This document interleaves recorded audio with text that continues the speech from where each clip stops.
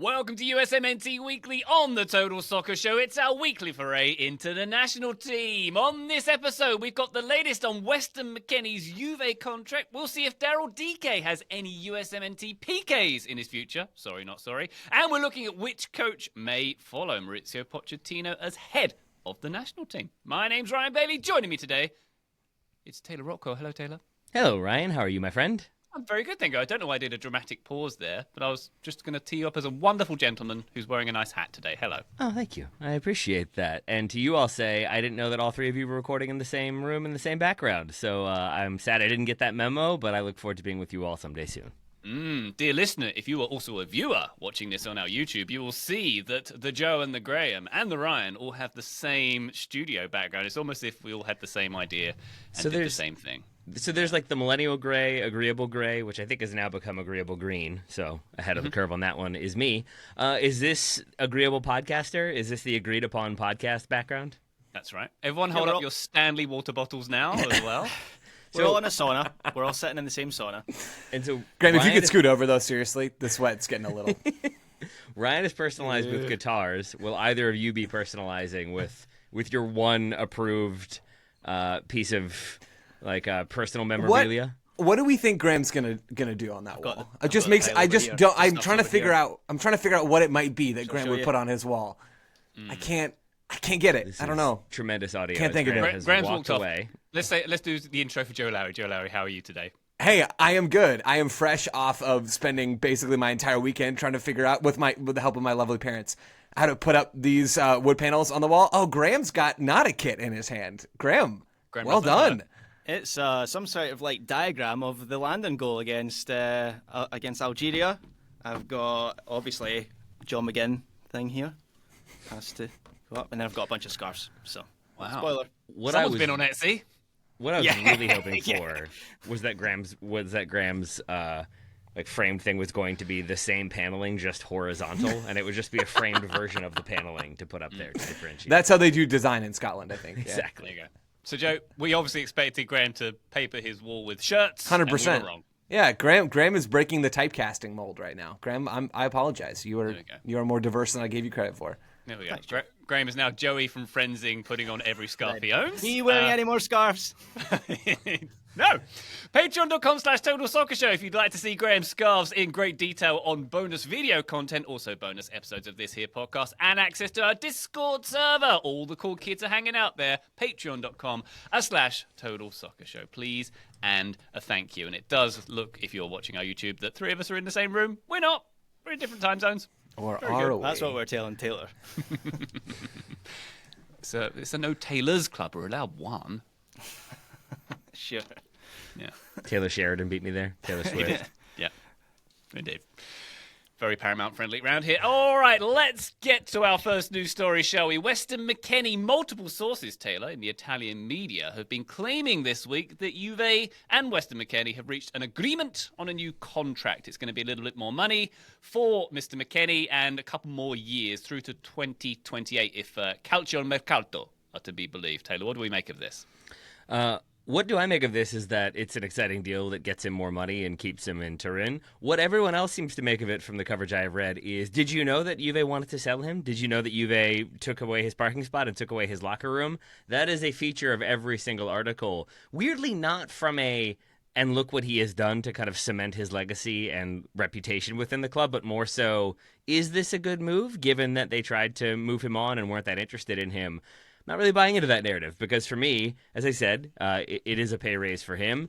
It keeps him at the club until 2028. He's 27 now, so it kind of puts him into elder statesman category where he'll still get plenty of playing time, but I think is also maybe looked at as a player who's now been there for some time under different managers and can be a person that helps with consistency and stability with younger players coming through.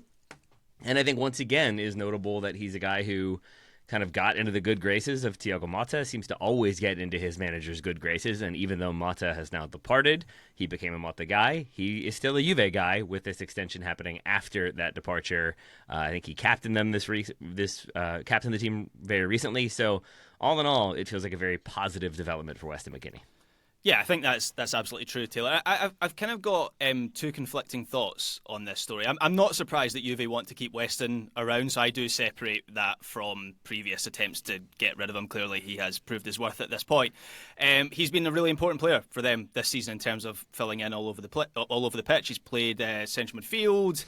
Just looking at his who scored page here, it's wild. He's played central midfield, he's played left back, right back, wing back. He's played as a sort of like number 10 or more of a kind of like box crashing second striker.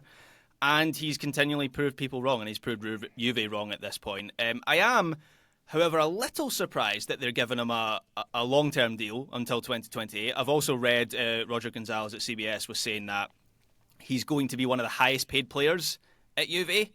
A little surprised at that, and that might be a statement on where Juve are as a club. Like, who are the high paid players at Juve at the moment? Like Vlahovic will be up there. They're trying to offload him, so that might be a broader picture sort of thing. But I just look at where he is in this team and think, is he really a central pillar when everyone is fit in this team? You know, at left back they will play Cambiasso. In central midfield it'll be Kefran Thuram and Locatelli. In number 10, it'll be Cope Miners. And looking at the Who Scored page here, they have a nice little graphic where even though McKennie is 7th for minutes for Juve this season, he doesn't make it into that starting 11 of like who's been used most often in each position. So he is like a rotational piece for this team. And so I think it's about what he wants at this stage of his career. Is he happy continuing to fight at Juve? Because he is going to have to continue to fight at Juve to keep his place in this team. They're apparently going to have another rebuild this summer. I imagine he'll be in a similar situation next year where he's having to fight his way into several spots. Is he satisfied with that? It seems like he is if he's signing this deal. And like Juve are one of the biggest clubs in the world, and they give him a good platform in the Champions League, so more power to him. Or does he want to go to somewhere else and be like a central pillar for a team to build around? Because I still, as good as he's been for Juve this season, I still don't see him being that player for this team. So that's like the two sides of this debate for Weston. Yeah, that's where I come in as well, Graham. I don't think anybody can begrudge Weston McKennie for taking this deal, right? Taylor talked about the pay raise. Talked about, we've talked about him being one of the higher paid players at Juve. That's good stuff, right? It's hard to get to where Juve are on the global soccer ladder, and it's hard to get paid, as one of the better players on a team like that. So I have a ton of respect for what Weston McKennie has accomplished. I really do think it is an incredible testament to him that he has basically been this cockroach that you just cannot get rid of at Juventus, and now they've just decided to adopt the cockroach as their pet and actually decide that they like Weston McKennie. It's amazing. Cockroach. Yeah, exactly. Yeah, it is amazing what he has accomplished at Juventus. Truly, the thing that I keep coming back to from a USMNT perspective, and we've talked about this before, and Graham, you just got to some of this. It is clear to me that the USMNT lacks players who, if those players aren't good week in and week out for their club teams lose. Or to say this simpler, the USMNT lack players that have to have the sort of responsibility of a Christian Pulisic week in and week out, or even like of a Diego Luna, right, at RSL, where Pablo Mastroeni is coming out and calling Diego Luna the guy for them. Like, if Diego Luna doesn't show up for RSL on any given day, they're probably going to lose. If Christian Pulisic doesn't show up for AC Milan, they're maybe not always going to lose, but they're probably going to struggle. That's not the case with Weston McKennie at Juventus, right? I mean, he's not a key player for them in a traditional sense. Yes, he is a key player in that he can eat 2,500 minutes, 3,000 minutes across all competitions, be reliable, and play in 12 different roles, right? That is helpful. That is a very, very useful player to have around. And I understand from a Juve perspective why they would want Weston McKennie. And I understand from a Weston McKennie perspective why you would want to stick around for another three seasons. At the same time, there is absolutely that part of me that Graham mentioned that wants to see Weston McKennie go. I don't know if it's a mid-table Serie A team or if it's an MLS team, or I don't know what it is, but it goes somewhere where he's going to have more responsibilities on his shoulders every week. I think that probably bleeds into the USMNT in a positive way. Still, I don't think anybody can be upset at Weston McKennie for taking this, and he should be congratulated for what he's accomplished there. Yeah, absolutely, Joe. My thing with Weston has always been like, and I've said this on the show before, I don't really know what he is as a player. I personally like him best as a box-crashing attacking player. I know, Joe, we've kind of maybe disagreed on that in the past. But I think his role at Juve has contributed to the confusion around his role, and maybe bleeds into his USMNT form, where you put him in that midfield. What is the last window we talked about his performances against, certainly against Panama in that first game, where he didn't really influence the match at all. And so I do wonder if putting him in another team, not that this seems to be a feasible option for him at this point. It seems like he's either signing this deal or has signed this deal and is going to be at Juventus for his best years. So it's kind of hypothetical at this point. But you put him in another team and you build around him, do you get a more effective player for the USMNT? I think it's possible. And I know I'm bringing him up a lot at the moment on the show, my boy McSauce, or what are they calling him in Italy, Ryan, again? Fratame. Fratame, yeah. But a perfect example, was Manchester United's Weston McKennie. Reliable, would play a number of different roles. Towards the end of his time there, you got an idea of what he was best at. He's gone to another team, they've built around him, he's reached an entirely a different level. And I think the Scotland national team are seeing the best of Scott McTominay now as well. So that's the flip side of this, is maybe you put him in another team, the US gets a better Weston McKennie. But yeah, he has fought for this place at Juve, and I commend them for that. So who would you propose that other team would be, Graham? What kind of level, what kind of calibre of team could one build around Weston McKennie? I mean, to contradict myself a little bit, because I've said I find him a confusing player, I think Weston's got a really high level. So I would place him in a kind of Champions League chasing team in any of the big 5 leagues besides the Premier League. I thought the Premier League, Leeds was a bad fit for him, where the style of football they played, maybe it felt like Leeds were getting overrun a lot and Weston was getting caught in the washing machine of that. But you look at Germany, obviously he's had success there in the past. You would maybe place him in the Bundesliga, would be a good fit. But it's kind of all hypothetical. He's been linked with teams in the past. I'm struggling to. Was he linked with Frankfurt in the past? He has been linked with teams in the last year, but I don't think there's any outside interest now, and he's going to sign this deal. Yeah, all right. Joe, is that the right move, do you think, ultimately? For McKennie's career, I think it's a very, very solid move. I think, like I said, from a USMNT perspective, I think I would be more intrigued by seeing something else. But that's also just because what we've seen of Weston McKennie has been inconsistent. His highs are high, his lows are low, and you don't really know what you're going to get on any given day when he's with the USMNT. And to an extent, that's true with Juventus as well. So seeing something different from him, to see if that would spark more consistency, if there is a bit more responsibility on his shoulders, is tempting to me. I do want to be clear. Just because he signed this 3-year extension absolutely does not mean that he can't go anywhere, right? When you're getting a pay raise, it's going to be harder to find that next move. But if you don't think there's an MLS team out there that would be willing to pay Weston McKennie, let's see, he's making €3.5 million according to reports right now a year, so basically $3.5 million. Then you got to take taxes out of that. You have to do the same in the U.S. as well. If you don't think there's somebody willing to pay him $5 million a year in Major League Soccer, you're dead wrong. So it's not as if this door is closed, and it's not as if maybe you couldn't find a move to another team in Serie A if Weston McKennie really wanted to push for it. I don't know that Weston McKennie is going to push for it, but there has been legitimate MLS interest before. McKennie has had discussions with MLS teams. I wouldn't expect that to stop anytime soon. Yeah, the cynical reading of this is that Juve are protecting the value of one of the players. It's not even cynical, right? I don't even think that's cynical at all, really. I think it might also say that Juve have other priorities right now. Like I mentioned, they're going to rebuild this summer. It seems like they need to add key pieces that are going to be expensive, like a centre forward, central midfielder, central defender. And so it's an easy decision to tie someone like Weston down, because basically he fills the gaps and he's happy to he's satisfied at Juve with his current role. So it's there's a bigger picture, I think, for Juve. I think to reiterate the points that Graham and Joe have made, if he is satisfied with that role, then it's a good move, because it basically keeps him there. They know what they're getting. They know he can do a lot of different things. If he wanted to be the man for this team, or to have a clear codified position, I'm not sure that's really necessarily what's going to happen with this one. So I don't think it necessarily makes him this rock solid, he starts here every single game player for Juve, but I think it makes him a reliably solid player who starts in a number of different positions based on what the manager needs. I don't think that's the worst thing. I don't think it helps him develop maybe new skill sets that we haven't seen, and in Joe's case and my case have been very much wanting to see him develop. So I think there is that downside, certainly, but ultimately $3 million a year, can't really begrudge him. It's a lot of ranch you could buy for that, Taylor, after all, right? Just steal it from the commissary shop after he insisted in his deal that it be put in there. I hope Juventus does have a commissary of sorts. That would be good. Just ranch and under some of their managers, I feel like there was the prison system of you trained well today. You get 5 points to use at the commissary. You can have one dollop of ranch. Congratulations. That's how prison works, right? That's why Conte won't go back. He's heard about that policy. No sauce. Conte's commissary is just bread and water. You may have one or the other. Bread? Oh, I don't think so, my friend. I don't think so.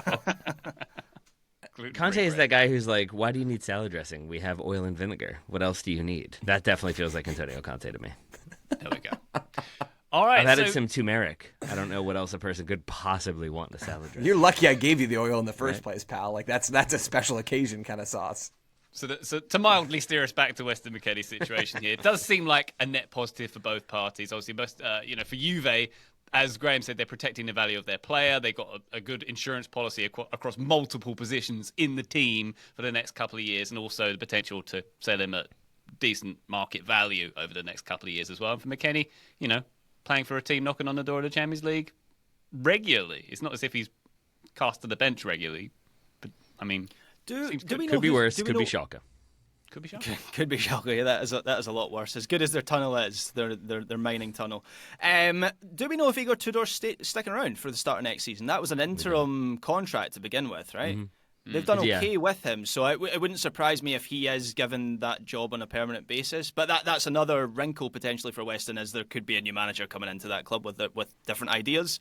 Let's do it again, boys. As always with Weston, it feels like things could change quickly between now and the start of next season. So that'd be his fourth coach at Juve, right? Oh, at least. Yeah. Wow. That's a lot. Graham, which is more likely? They part ways at the end of the season and bring in a permanent manager, or they make Igor Tudor manager for 3 months and then they sack him sometime in November? That one. Yeah. Mm-hmm. That one. Cool. Yeah. Check. Or they make clear they're going to sack him like they did with Allegri for the full season, but because, Juve principles, they can't sack him midway through the season, just give him the whole season anyway to destroy everything. Allegri ball. There you go. Yay. De Zerbi? Roberto De Zerbi? Let's get him Allegri out of... again. Is he Marseille? Allegri again. Right? Allegri again. December 25, mark it down. Oh, yeah, because they already tried the experimental manager, right? So they have to do the balance back and forth of young, trying different things. Nope, we're going back to the rigid defensive system. Conte's already employed, so Allegri hired again. Juve's so well run, by the way. Wow, man, just really great stuff. Fun tidbit for you there, but from Italy, by the way. If a manager doesn't make it to January, they say which managers get to eat their panettone. If you get fired, you get to eat your panettone because it's the Christmas a Christmas thing. they have. Yeah. So I like that's that. Awesome. way of Panettone's really good. So yeah, it suddenly doesn't sound so bad to be out of the job. Is that how they announce it? They're just like, good news, buddy. Here's some panettone for you. They just drop one on the desk and say, this is for you. Enjoy. They can be really heavy. Indeed. Everybody here who's getting one of these at Christmas, raise your hands. Not so fast, Igor Tudor. All right, let's take a quick break. When we come back, we're going to talk about Daryl Dike and his potential fit back into the USMNT setup. Join us then. Total Soccer Show, welcome back to USMNT Weekly. Let's turn our attention, Graham, to Daryl Dike, shall we? He's been back. He's back, baby, at West Brom. He's back from can we call it Achilles tear hell? There's been a few of them at this point, I think that's right? fair. Yeah, I'm very unfortunate for Mr. Dike there, but back. Played in the game that relegated Luton last weekend, his first start in 750 days. Did pretty well in that game, did he not, Graham? He did indeed. So it was a disappointing day for West Brom. They missed out on a place in the Championship playoffs. But Daryl Dike, as you say, Ryan, started that game, scored his first goal for 17 months. It was a cross to the back post from the left side. Dike gets ahead of his marker. Up well, heads it back across goal and into the back of the net. Nice goal, the sort of goal that I personally would associate with Daryl Dike, although we obviously haven't watched a lot of him recently, so I'm kind of casting my mind back to those days when we were all very excited about him. But we'll talk about the soccer side of this, obviously, but on a human level, just really nice to see a player who has had such rotten luck. That doesn't even cover the luck that he has had. It's kind of unprecedented. So he had a nice moment right at the end of the season. He got, just to do a quick recap of his injury troubles, because it's not just that Achilles injury. He got a hamstring injury on his West Brom debut years ago. He was out for 6 months. He then comes back. Then not long after, he ruptures his Achilles tendon. Another 10 months out. Then 5 games after coming back, he tears his other Achilles tendon, out for a long time. And this time it seems like West Brom are being really, really careful with getting him back. I was reading that he's been training full time since February. But they haven't rushed him back. This was the first game that he's played this season. So let's hope we see him getting more game time after the summer. And there was an interview with Nick Miller of The Athletic with Daryl Dike, and he's been very open and very bullish at targeting a place in the World Cup squad now that he is back. So for his sake, I hope he gets a good run at that. I don't know whether he is going to make it into the World Cup. Obviously, it's quite late, only a year until that tournament. But the way that number 9 pool is at the moment, very fluid. Nobody's really nailed down that spot. It's not beyond the realms of possibility that Daryl Dike, if he has a good season, is in that discussion next year. Yeah. Taylor, your thoughts on that one? I mean, he does have quite a lot of potential playing time until the World Cup to work himself into that striker player pool. Seems like he has to say that that's his target, right? So, as a personal motivation. So it makes sense that he could be a part of it. It would be odd if he was like, "No, I'm good. I don't need a World Cup in my life."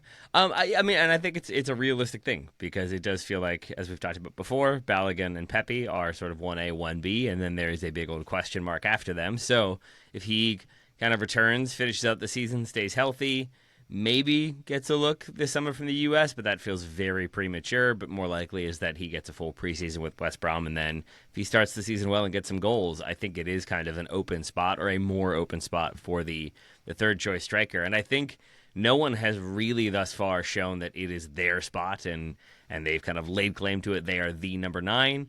We've had many conversations about that as well. So I think anybody who catches form and looks really solid, looks really sharp, looks really capable of scoring goals, and most importantly, looks really capable of doing what Pochettino wants, can very well be in the conversation. I also, last thing for me, when I think of DK, having not watched him regularly in quite some time, obviously, I don't think of him as being explosive in his speed. He was certainly fast enough. I think of him as being certainly physical as well, but also good in the hold-up, good in the air, as Graham has already talked about. And so I think it will be interesting to see if he has lost a step, if it's really that noticeable, and if it is, does he kind of make up for it in other ways? Is he adding new aspects to his game because maybe he doesn't have certain things in the toolkit anymore? He also, from his family, I think his brother Bright had 2 ACLs tears in his life and came back from both of those to play professional soccer. So there is some history in his family of, I think, recovering from injury, multiple injuries at that, and still being in the conversation for being quite good. Yeah, I like the profile of Daryl Dike. Talking about him for the USMNT, I like the fact that he is good in there, he attacks crosses into the box, he's got that hold-up play quality, and so that, if we're talking about a fit and firing Daryl Dike a year from now, I like the way that he could theoretically round out the pool. So this might be a simplistic way to think about it, but I think I want 3 strikers, I want a penalty box presence, I want an in-behind threat, and I want a physical focal point, right? To me, from the current pool, that's Pepe, Balogun and Dike. I like that as having different options. Now, of course, if Daryl Dike doesn't have a good season, then it doesn't really matter what his profile is if he's not playing to a high enough level, right? But in terms of having the profile of strikers to give you options for a tournament, I think he's got a chance. And it's so fluid. Like, if Damien Downs scores 20 goals in the Bundesliga next season, he's making it to the World Cup. Like, it's wide open for someone to make a run at this. So, I wouldn't rule out Daryl Dike being on the radar at all. Yeah, I wouldn't rule him out either, while also recognizing that it is wildly unlikely, right? So thinking about this practically, Taylor, you said he probably won't be involved over the summer. He would get the preseason with West Brom. I completely agree. I think it would be pretty irresponsible, actually, to bring him in to USMNT camp next month. Oh, sure. And beyond. Like, I don't think there's any chance of that. So at that point, you're looking at 4 international windows before that June window that precedes the World Cup, which will just be the World Cup squad, right? You're thinking about, or will effectively be the World Cup squad. You're thinking about the September window later this year, October, November, and March. You have 4 chances at it. September might come too early. Like, DK is not going to be in rip-roaring form in September.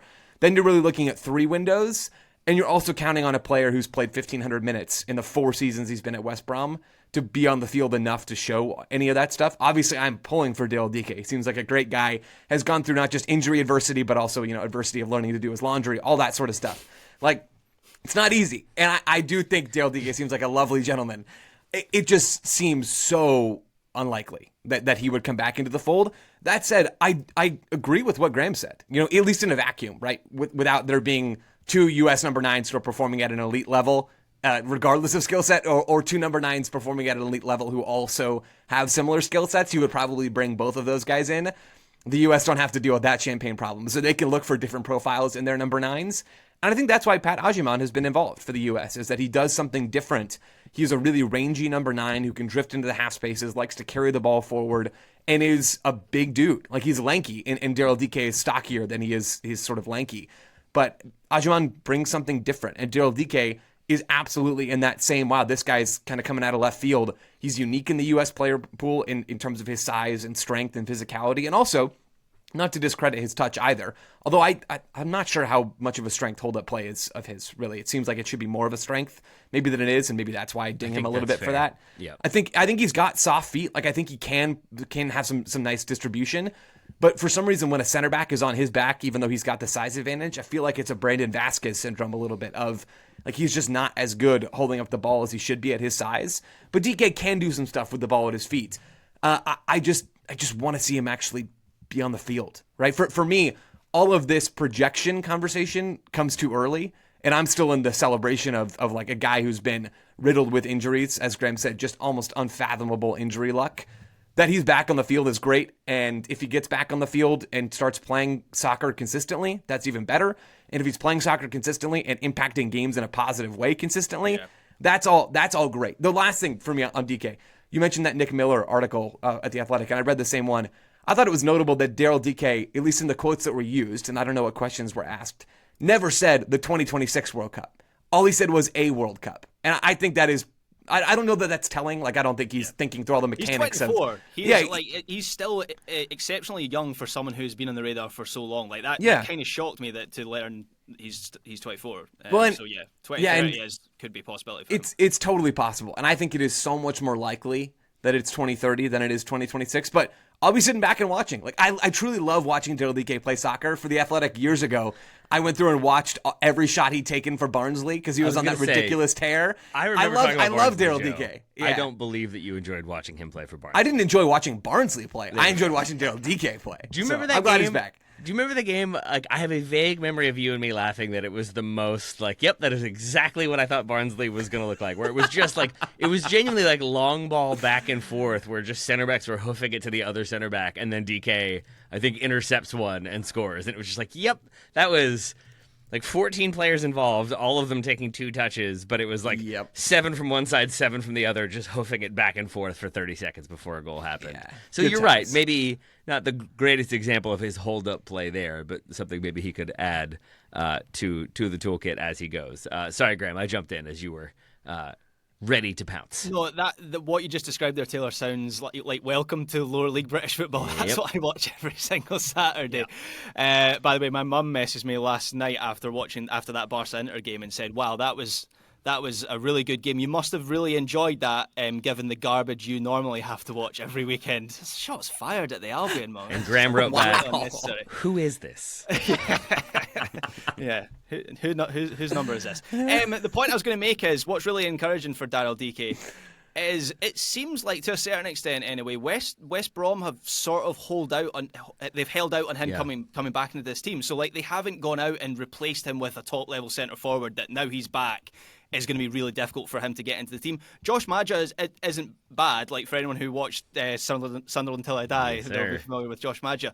But he's been their starting centre forward, 12 goals in 26 games, which is a decent return. But it's not impossible for DK to very quickly get himself back into that. Tony Mowbray, I think, was either in Nick's piece for The Athletic or it was in another piece that I read. Tony Mowbray was talking about Daryl Dike, who was West Brom manager for a long time. And he was saying West Brom put huge amount of stock in him being the centre forward that they wanted to build around. So I think there's still a lot of faith in Daryl Dike at that club, which hopefully we'll see pay off next season.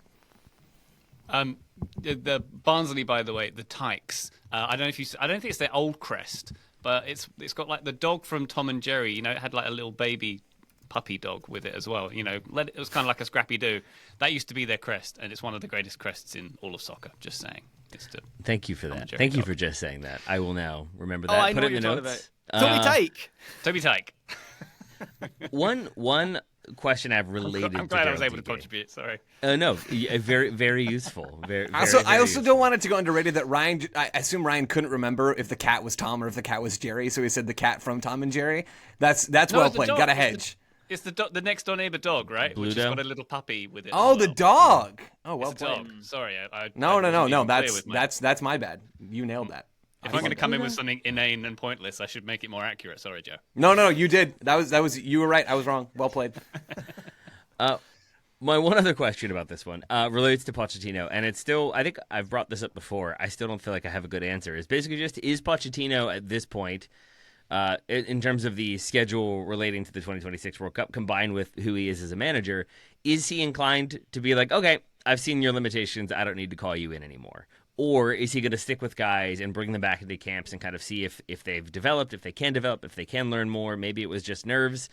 Which manager is he going to be? Because if he is somebody who kind of evaluates a player pretty quickly and says, not good enough for me, then I think that does kind of open that door a bit more for 2026. If it is Sargent comes in and doesn't really impress, Vasquez comes in and doesn't really impress, Ajamang, we see his limitations. Like, if you are sort of able to rule some of those players out or feel like you kind of know where they are if you're Pochettino, then I think that does kind of open up opportunities for other players if they find form, if they're in a goal-scoring streak. You bring them in and see what they can do.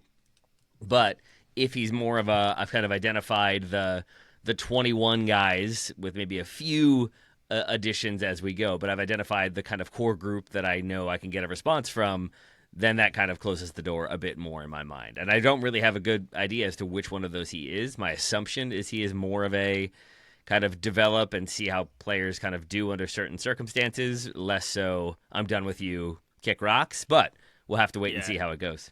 And the two strikers who are probably at this moment in time at the top of the pecking order, Poch hasn't really had a great look at either Right. of them yet. I mean, Ricardo Pepe was obviously involved in that Jamaica window, but that was a little while ago. At this point, he's been out injured since then, or at least for the recent windows. And then Balogun hasn't had an opportunity at all, right? No. He's been injured the whole time. So you would think, as encouraging as it is that Dike is back, those players are going to get a look ahead of Daryl Dike, particularly Balogun, who was back at the weekend. It's been a rough season for him. Looked like he was finding form in December, then suffered that shoulder injury. Hasn't had an opportunity for the US national team. He scored for Monaco at the weekend against Saint Etienne, and it's a really nice, like, classic Balogun in behind moment. It's a really nice sharp finish. Back. Joe is smiling, and there is reason to smile. It was really encouraging, particularly because in that time that Balogun was out, Monaco went and signed Mika Biarritz, who got historically hot for Monaco in that period. He set all kinds of scoring records. He's got 13 goals in 15 games. You factor in Brel and Bolo, who's still an important player for this Monaco team. I kind of felt like Balogun might have been squeezed out, not just of the team, but like of this club, and that might still happen in the summer transfer window. But it was encouraging the way that Monaco lined up. They lined up with Biarritz and Balogun in that team. So if that's the way they're going to go for next season, then yeah, maybe Balogun's going to have a better shot of it next season. That would be bad timing for Dike in terms of his national team chances. All right, so Graham, assuming a fully fit Dike in form, where would he sit in the depth chart for you right now? Certainly below Pepe and Balogun. After that, it's kind of like a blob. Like, he could be in that blob with Aguiman and Josh Sargent. Like, just in terms of profile, I personally, I know Joe has previously said like he likes Josh Sargent's profile. I've never really been that hot on Josh Sargent, and I would prefer to have a more physical kind of focal point who can attack crosses. I just think of like games where the US have a lot of control in the opposition half, and the ability to flip a ball into the box and have someone attack that cross like could be valuable. And I would have more faith in Daryl Dike being that player than maybe some other strikers in the pool. Yeah, the reason I love Josh Sargent, a disproportionately large reason as to why I love Josh Sargent is his U20 World Cup performance from 8 years ago. So I'm willing to cede some ground on that. Classic Joe watching Josh Sargent on his floor. Two pillows propped up. It doesn't get any better than that, really. Those days were so good. Yeah, I think that's a totally fair answer, Grant. If Dike is scoring goals, his profile is super intriguing to me. Like, I think, especially in international football where it is gross so much of the time, having a break glass in case of emergency option that can break not one window, but like 4 windows, I find quite appealing. So, I'm going to be watching and waiting. Like I said, I don't think we're going to be in a position where we probably need to really fret about this, or Pochettino will need to fret about this, but it would be a good thing to have to fret about. Did you say gross most of the time? Yeah, international. I mean, yeah, we're on the same page here, right? Don't get me wrong. International He's soccer on is your side, pretty Ryan. gross. Yeah, I'm surprised. I thought, are you finally coming around Yeah. to my way of thinking? That's wonderful. I've Look been what you've done to the poor youngster, to the youth of the program. Ryan and the jaded USMNT cynical. have Dragged them corrupted down. me simultaneously. I mean, but we talk about this a lot, right? And Graham, I think you talk about this more than anybody else in terms of the actual on-field play, because Ryan's just given up. Like, international soccer is not club soccer. International soccer is not as refined or as possession-oriented most often as club soccer. Having somebody that you can sort of lump it up to the big man because you can't nail those intricate possession build-up patterns because you don't have time to nail them in training because you don't have training at all. Yeah, having a break glass in case of emergency option is a pretty good thing, I think. Joe, you dissing international soccer and lumping it to the big man. You're just playing to the hit Oh, streak yeah. right now. I love it. Up the Dons. Oh, hey, very good indeed. All right, let's take another quick break. When we come back, we're going to talk about the coaching situation with the USMNT. What does life after Mauricio Pochettino look like? Join us then. Welcome back to USMNT Weekly. Let's turn our attention, Joe, to Mauricio Pochettino. I think we are of the understanding that his contract takes him through the World Cup, but not necessarily much beyond it. So maybe it's time to have a discussion about what the program. Well, why not? Why not? Because there is Taylor, realistically, there is going to be a moment where Mauricio Pochettino is no longer USMNT manager. I suppose this is. I mean, Graham had it. Graham, I think the last time we talked about this was basically like, he's going to Spurs. That's it. It's over. Game over. Nice try, guys. Yeah. We need to plan for the Gold Cup. Who's coaching us at the Gold Cup? Never mind the World Cup. BJ. Well, the way Nashville are going. I think recognize that name. I recognize Pasha Houlihan or nothing. Thank you. Oh, my bad. The Big East's own. Yeah, I think this is an interesting discussion point because that time is going to come. I would imagine that Pochettino in his contract has a clause that if he wants to stick around, U.S. Soccer will help make that happen. I don't know what any of those details look like, but odds are we're going to get to a point where in just about a year from now, a little over a year from now, Pochettino's not going to be around. And it's just fun to think about this stuff. I don't know. We can have fun on this show. It doesn't have to be like, we need to discuss this because it's very serious, and Poch is going to go, and we're going to be in trouble. It's just fun. I like it. I mean, we do have a very serious... Joe heard my internal monologue. That's good to know. Cool. we do have a very serious news-driven host here, as proven by him bringing up Toby, what's he called? Alderweireld. Tadger. Ah, my bad. Toby, what? I forgot what he's called. Toby Tyke. Yeah. Is Tom the cat, though? Yeah. Okay, Tom. cool. All right, Yeah. Cool. Oh, that makes sense. I learned my lesson from trying to test Ryan's Tom and Jerry knowledge. What is the in dog last called? segment. Is the dog called something like Butch? I think it's called Butch. Yeah, that rings a bell. It's been so long since I've seen... Again, I always thought it was Bluto, but Bluto is the bad guy in Popeye, right? Correct. So Oh, yeah. Bad guy, double misunderstood guy. Depends on your narrative.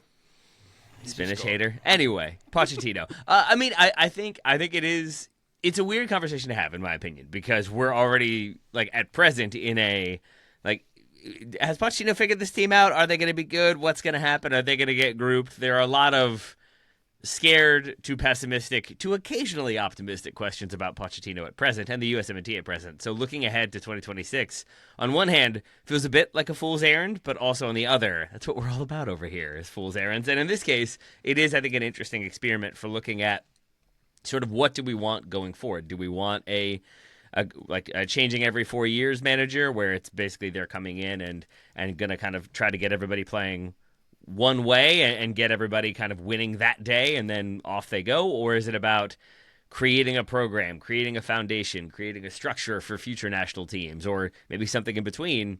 I don't really know, but I think that is an interesting idea given that we all kind of assume Pochettino is not here to establish a foundation of how the U.S. will play going forward or to kind of provide a blueprint or anything along those lines. Yeah, in terms of the parameters, Taylor, of a hypothetical search post-World Cup, I think US Soccer has already sort of established what they want from a manager and a team by going from Berhalter to Pochettino, right, where there's so much overlap between those two guys and their approach. And so I think we already have a good idea of what Matt Crocker envisages the national team to look like, right? I think there are people listening who can't tell if you're joking right now by saying Berhalter and Pochettino have so much in common. in terms of how they set up a team, like how they want, whether the execution is on the same level is a completely different thing. But like in terms of Berhalter, and Poch can't hold a Pochettino, candle to Berhalter, obviously. There's absolutely overlap between how they want their teams to play. Like, what is it like? Intensity on both sides of the ball, quick transition moments, comfortable in possession. Like, those are things that both of those managers No goal scoring. want. No goal scoring. Well, on the basis of the last window, Poch is doing just as well as Berhalter in that sense. But yeah, I'm not talking about the execution of the ideas, but the ideas themselves. So like, I think Crocker, obviously it's not Crocker who hires Berhalter, but I think he's established something already. So I think we will see US Soccer go for someone. Basically, what I'm saying is I don't think they're going to go for Didier Deschamps, or like they're not going to go for. I would be shocked if they go for Gareth Southgate. I do think they are going to try and find someone who has those same kind of like coaching principles. Yeah, and I would even go one step further in all this and say that it would be a little difficult for them not to find someone with some of those same coaching principles. Not impossible. Deschamps, Southgate are good examples of managers that put almost no emphasis on what the team looks like in possession and very much let the players try to sort that stuff out. And I guess I'll leave that there. But there are I think most coaches on the planet would do what the end of Greg Berhalter's tenure looked like and what the beginning of Pochettino's tenure has looked like. And Graham, you're absolutely right. They have approached things similarly once you got through, 2020, basically, for Greg Berhalter, 2019 for Greg Berhalter, where they're going to set the U.S. up to be pretty expansive and to use the ball somewhat effectively, or going to try to do those things against lesser or equal quality teams. And they're going to set the U.S. up to be compact and effective against the ball against higher quality teams. Like that's where Berhalter landed. That's the obvious thing to do. That's where Pochettino has gotten. Not that it's worked terribly well for anybody involved, other than I think Berhalter's team basically did what was expected before the Copa America. That I think is what the next coach is going to do, because that is I think that it really is the obvious thing to do with this group of players, and I don't know that you can do much more than that. You can do less than that when it comes to the possession play, but a Deschamps or Southgate hire is not going to work for the USMNT because they don't have the talent to brute force those attacking wins that France or in England did. So I think Crocker and U.S. Soccer would be wise to stay away from that kind of coach, and I imagine they will. Joe, I am, to your point, still picturing every candidate going in to meet with Matt Crocker and him being like, look, we have some very specific rules, and if you can't do it, if you can't attack in a 3-2-5, defend in a 4-4-2, quickly transition to attack and capitalize on set pieces, you've got no business here. And every coach just being like, yep, I can do that. That shouldn't be a problem. If you can fix the set piece stuff for the USMNT, you're hired. As far as I'm concerned, that's where my bar is right now. Is there's low hanging fruit to be picked, and we are yet to see it picked. Capitalize on set pieces, but Christian Pulisic has to take them. Now there's a conundrum to figure out. Yeah, exactly. Sounds like Arsenal set piece guy's got his next gig lined up then. Don't tempt me. Taylor, under what circumstances does Mauricio Pochettino stay on after the World Cup? Is it predicated on success at the World Cup? Is it like a quarter-final berth? What do you think, if any, circumstances have to happen for Poch to stay? This is probably very naive, but my first answer is is he having fun? Is he enjoying it? And I think we've talked about favorite World Cups before. I go back to 2002. That World Cup is probably the most fun I've had with the U.S. team at a World Cup. And if the U.S. kind of becomes the plucky underdogs who scrap their way through to a quarterfinal, and along the way are kind of getting plaudits for the way they're playing, for the way they're attacking, for some of the surprises they are springing, I feel like that puts him in a position where it is working. You're seeing his kind of impact pay off. He's got buy-in from the team. It's still a pretty young team, so it could kind of grow from there and develop from there. I think if it feels like a good situation that he is enjoying, then maybe he sticks around. I just see a lot of issues with that, starting with, truthfully, I don't know how fun it is to be a foreign manager in the United States right now, and I don't know how much you want to stick around after the World Cup isn't here. Once it's in another country or six other countries on 3 continents, because logic. And if another club is coming in paying you a bunch of money, your stock is still high. I don't know how much he will want to stick around, but I think a lot of it starts with how much he is enjoying his time as U.S. manager, as simple as that might be. In terms of the achievement of the team, and I think you touched upon this, Taylor, but this is pure speculation, by the way. I don't really know what's going on inside the head of Mauricio Pochettino, but if it were me, it would be a level of success where you get the buy-in from the team, from players, from fans, but also you've left something on the table that makes you think we can build further on this. Because if the US if the US get hot and lucky and the draw is favourable and they make a run to the semi-finals and Mauricio Pochettino thinks, well, there's no improving on that for 2030. That would be, most people would think that's a good time to walk away. But if the US makes a run to the quarters and they give a good account of themselves, they go out to a lucky goal or a penalty shootout or something, you might think there's scope for us to build on this. So, like, as unlikely as that seems at this point, you talked about this team getting grouped, Taylor. It scares me how much I think that's a possibility, although with the US being a pot one team, you would hope that will get them through. But yeah, that's where I would land, is like something left on the table to build on would keep him, or help keep him around. All right. And Joe, when the time does come, should we have that conversation about whether it needs to be an American coach or not that comes in? Joe is named Steve Chirunda Joe for purposes of today's recording. I feel like right there we already see an indicator of who Joe wants taking over the U.S. Can I pivot and instead give my other actual candidates? Because Nope. I mean, I don't feel strongly about the American or not American thing. I think it's fine for them to hire whoever they think is the best person for the job. I guess so. I suppose that's my opinion. Is I think all that stuff is overblown. It might help a little bit to have somebody who can better identify with the players. It can't be that big of a deal, right? Like, I don't know. These people are professionals, and I feel like they can do their jobs. And mostly what matters is if you have good players. And the U.S. doesn't have as many good players as a lot of other teams do. So the nationality of the manager probably matters less than the quality of the manager. And the quality of the manager matters less than the quality of the player. So we're like pretty far down the rabbit hole of things that matter. So anyway, can I give my candidates? Who are you calling? Okay. I have 3 doors, everyone. Uh-oh. I'm really excited about the third door that we're going to get to. The first door, Pellegrino Matarazzo. Still out of work, right? Since Hoffenheim. November of last year, I believe. That's door 1. Door 2, Jimothy Curtin. Could still be out of work by the time the end of the World Cup comes around. Doesn't seem like he's in any hurry to leave the Philadelphia area. Atlanta United wanted him, couldn't get him because he didn't want to go. It's him and M. Night Shyamalan won't work anywhere but Philly. That's correct. The deal. All right. Door number 3, Thomas Christensen. This is my pick so far, unless I'm swayed by someone else. 52-year-old Danish manager, has coached Panama since 2020. If that's why you think you remember the name, that's where it's from. That longevity at a job like Panama is no joke. First of all, I've been so impressed by his Panama teams for years. Not just when Panama beats the U.S. in the March window, but for years and years. Literally since he's taken over this team, they're organized and compact off the ball, and Panama are almost always at a talent deficit in any game that matters. So they're organized and really composed and compact off the ball. On the ball, you guys remember how they picked apart the U.S.'s press, quote unquote, back in the March window? Like, we talked about that at length, of Panama picking the lock over and over and over again. And the U.S. did their absolute best to just leave that door wide open anyway. But that's not a new thing for Panama. They are absurdly precise given their talent level. And that's with their off-ball positioning, with their press breaking. I think Christensen's done an amazing job at a national team that doesn't have a lot of talent. I would be very interested to see him with the U.S.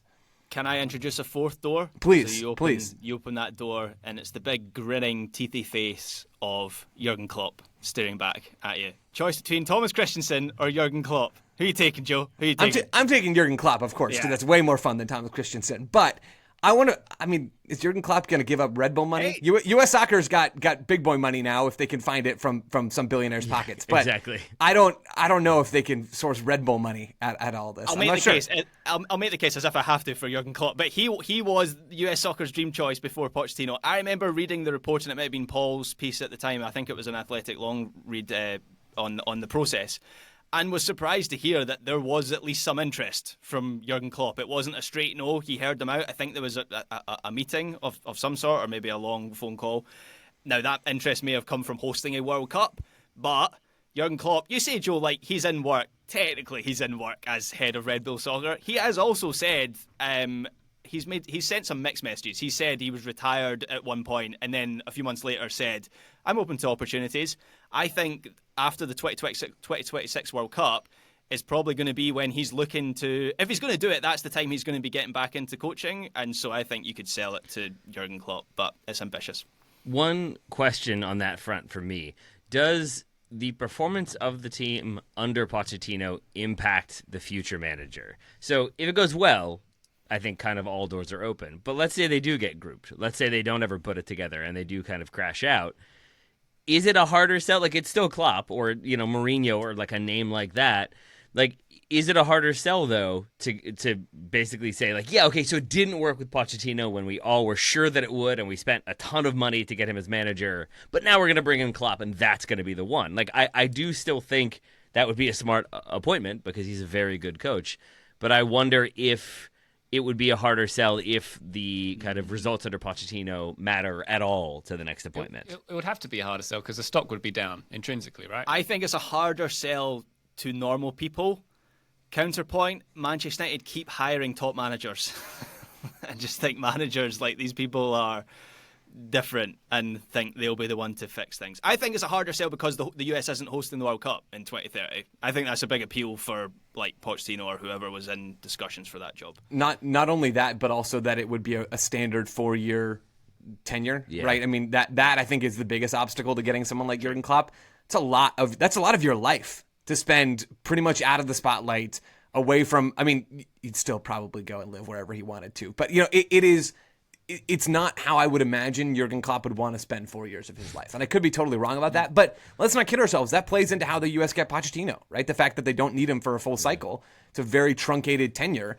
I don't think you get Pochettino without something like that. What if Klopp wanted the gig but insisted on living in Philly? What if that was just some weird like tendency across all managers? The U.S. soccer signature is already on the bottom of that DocuSign process. I'll tell you that. There's something There was about that famously that seems right, though, like Jurgen Klopp in Philly. It's like the Liverpool sort of the US, right? I mean that in a positive that's not way. a bad comparison. I like that. But there was another Jurgen who coached this team who didn't live where he was supposed to, famously. So, there's some parallels there. Same initials. Yeah. Yep. Let's get him back. To that point about the cycle, right? No. Pep is out of contract at City in 2027. I am convinced he is going to. This is a hunch more than anything, but we know he has a house in New York. He spent like his sabbatical in the US. He has an affinity for the country. I am convinced that he is going to coach in the US at some point in his career, whether it's the national team or like an MLS team is a possibility, I guess. If you have to wait until 2027 to get Pep for 2030, you wait, right? You just call Patches a Houlihan again, get him to fill for a year. Yeah, I mean, yes, in a perfect world, yes. But do you wait an entire year? It's a quarter of your World Cup cycle on a maybe. Like if you have something concrete, if you have, they're in a great position.